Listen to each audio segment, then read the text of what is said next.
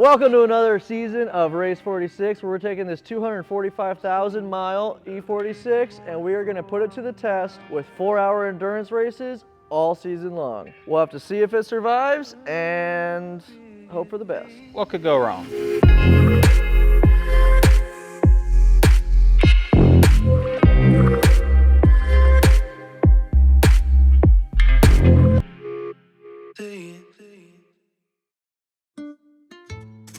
The saga starts like end of the year. We were working with a local cage builder, supposed to get in January.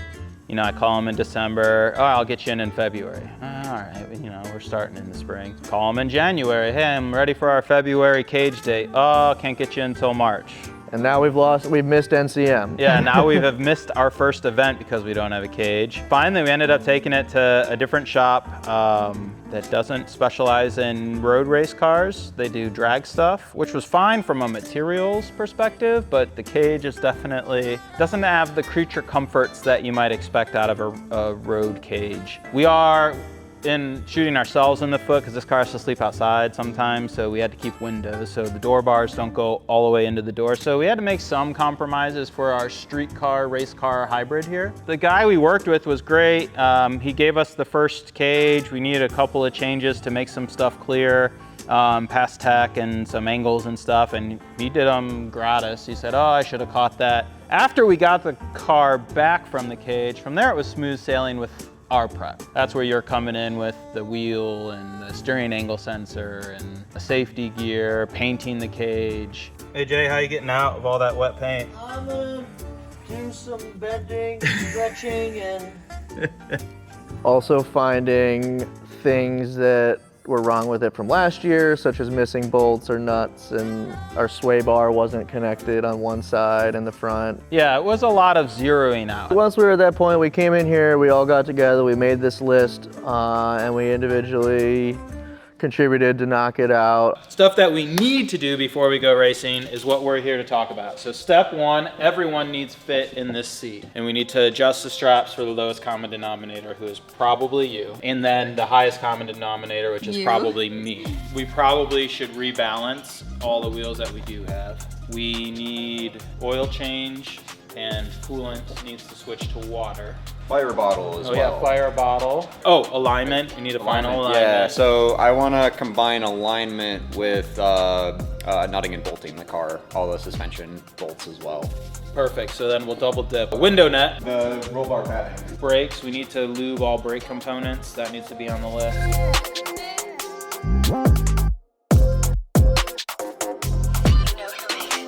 Ready? Yep.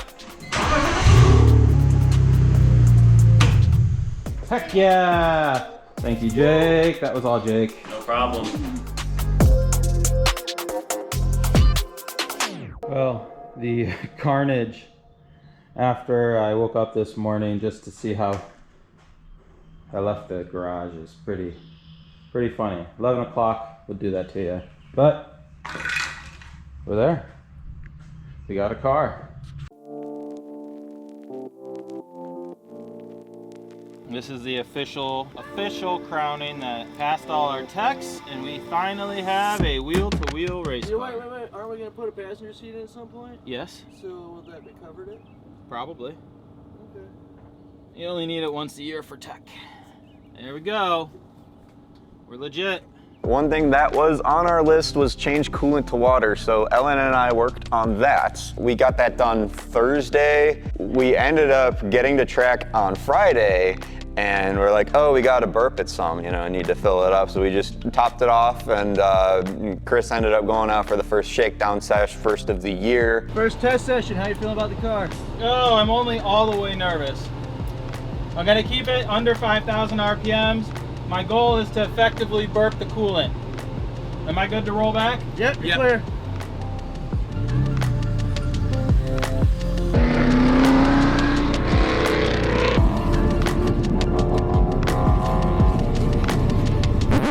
Had to come in after one lap, low on coolant. Obviously, we had to wait for everything to cool down, topped it off again, started to get a little suspicious.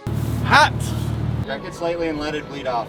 Let it do its thing for a couple minutes and we should be good to go. I mean, it took another half gallon of fluid and Once you started it up, it just sucked it right through. Everything looking good? Everything's looking good. Everything's doing its job now. I went out for 2 laps and it started overheating again, so I had to come in. Was it overheating again? It's not overheating this time, but I got another low coolant light. I think we got to burp it some more. I'm gonna put it on some more solid ground and check for drips or anything. I don't know. We'll have to keep seeing. And then we're like, okay, what the heck is going on? Then we had to investigate. We'll kind of go down the list of troubleshooting. Like, first we'll check everything that we touched. It has to be coolant related, it has to be related to our flush. So we're checking all the drain plugs, you know, everything's tight, everything's dry, so we know for a fact that nothing is coming out of the drain plugs, any bolt that we touched. Now we get to jack up the car and fix it all before 2:30. Yep. And it's currently 11 something. No, that drain plug's good. No, what's that? coming back? That's something. Heater core, it's a heater core. Is that hot or cold? Mild. It's warm. And cold. What? It's warm and cold. At the same time. Yeah, one drop is warm, one drop is cold. I wonder if our heater core circuit is foobar and we might have to just loop it for now. What ended up happening, we noticed it was dripping substantially from the transmission. So we're like, okay, something back here is happening, and what's back there in the cooling system? The heater core circuit. So we found our heater core is leaking after our coolant flush. Probably loosened some 20-year-old gunk that was holding it together. So we're just doing a very quick bypass. Tony comes in, Tony's a plumber and he has his plumbing van. Tony has all these nifty hoses and fittings and hose clamps and everything like that. So we were able to use one of his 90-degree fittings that fit perfectly, bypass the heater core circuit.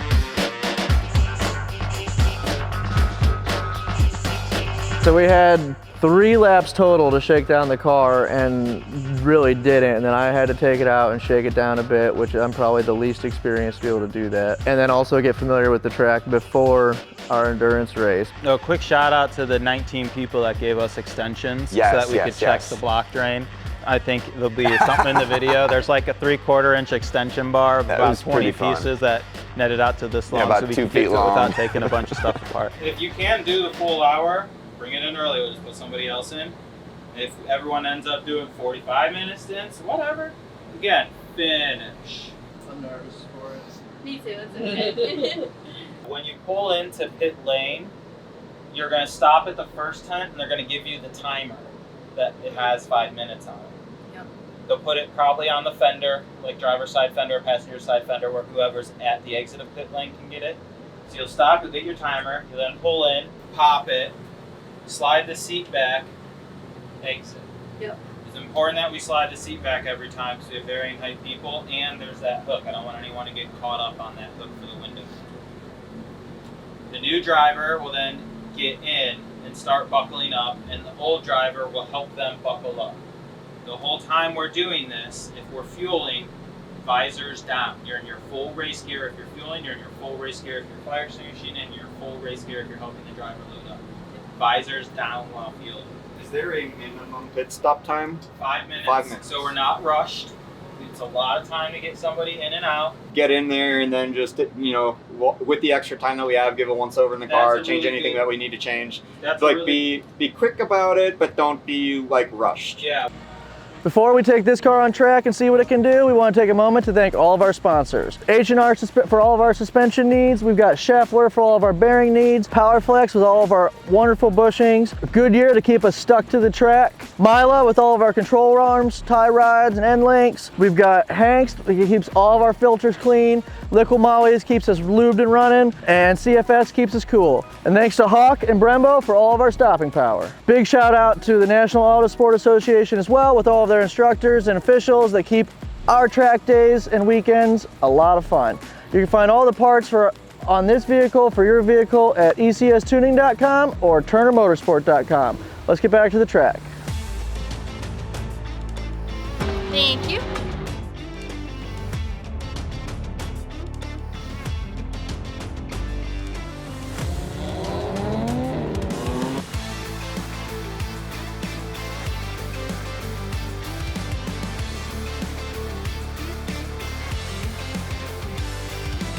So I led the car off before the race start. I was a little nervous. It was our first start in this car. Yeah, it was just a matter of bringing it home. That was all that my goal was. How was your first stint out? Well, the car felt good. I upped our RPM to 6,000 because then you can do the whole course in third and fourth gear. You do have to lift here for turn 1 and for turn 2. Just lift, baby lift. Yeah. I really want to harken, don't over rev it. So when you get to 6,000, just roll off the throttle. You only got 100 more feet to go. Soft cap. Yeah, if we go any higher than that, I'm worried about that oil pump not backing out. Okay.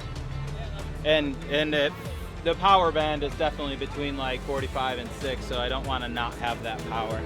Mid-Ohio is just repaved, so it's really smooth, which is Love the new surface. yeah, it's kind of crazy. Real good horizontal grip there as well. The Eagle Exhilarates were doing fantastic there. They last the whole enduro, and we'll take them to the next one as well. Driving the car, it was smooth. The brakes wanted to kill you the whole time. We were going back and forth with, ironically, the team next to us in pit as well, but for second place. So if I got a couple of laps in while they were pitting, we would be up to first, and then we would do a driver change or something, we'd be down to second. So we were going back and forth that whole time. How are you feeling?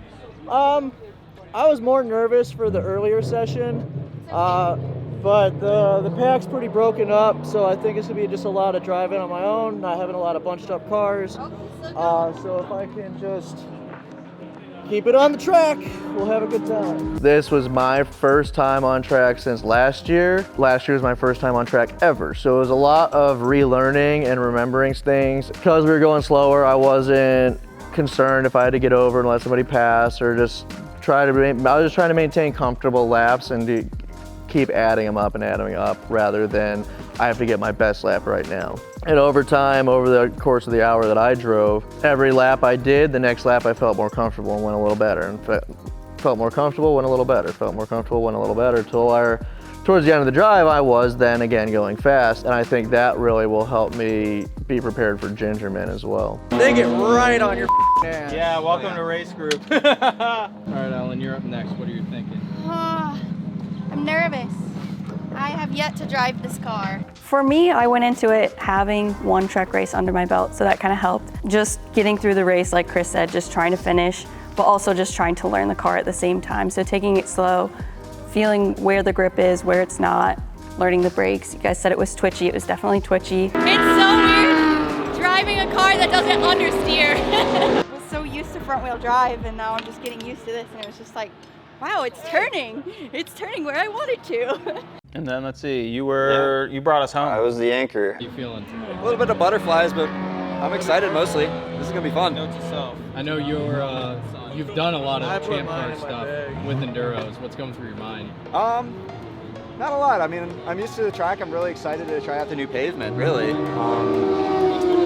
This is a lot more casual than champ car, which I really like. It's just a lot more chill. Like, it was a lot more stressful just getting the car ready for this. Yeah, I was fortunate enough to have the last stint, which, is scary. If the car breaks, I don't get to drive, but it ended up holding up great. Our other drivers did very, very well. I think having no pressure to really, put down a crazy lap time, put down a flyer, I think that really, really helped. I will say, even though we had the sort of slow and steady wins the race, we weren't going that slow. You guys were both putting down good laps, where I think your averages were in the 151 lap times. Tires, the Exhilarates, I was a little skeptical going into an actual endurance race, wheel to wheel with all season tires. I think it's safe to say that these are the best all season, best performing all season tires out there, period. I can't think of a better all season tire to go out on track with. Wet and dry grip are both phenomenal. After a couple laps, starting to approach the limit, their limit isn't there compared to, 200 treadwear, semi-slick tires.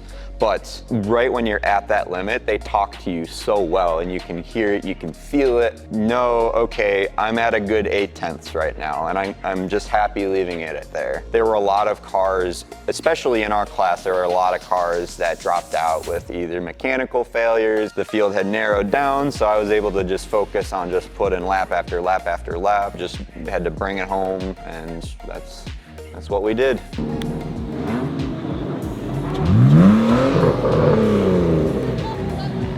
pulled off second place. Got second, fourth No overall. way. Fourth overall. It just goes to show you, man, you just got to put the laps stay up. in It's it. endurance. Awesome. Good job, team. I'm super happy to finish our first Enduro. To be on the podium with a bunch of people who never even drove the car. Number 2 in Trek 4. We've got a cheater entry, Team ECS Tuning. My good friends, right?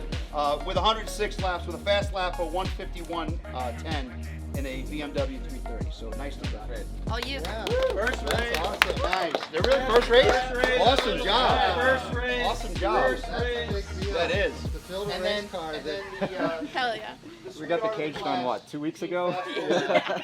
Kind of getting finished, like, you know, 2 on days jack stands before. 20 minutes before we're supposed to go out on the track, and it survived. I'm into that. That was good. I feel pretty good for Gingerman. We'll have to touch up the brakes for Gingerman, do a pad change. We definitely need a heavier weight diff oil, so we're gonna change that up. It's definitely smelling really burnt. Oh, it which smells is- like yeah. death. They've got creature comforts coming up as well, which will help. Can't wait for the cool suit. Well, we made it through Mid-Ohio, took home second place, fourth overall. Next up is Gingerman, where these guys take it over because I won't be there. And be sure to like, comment, and subscribe to see if this car survives any longer. It definitely is going to.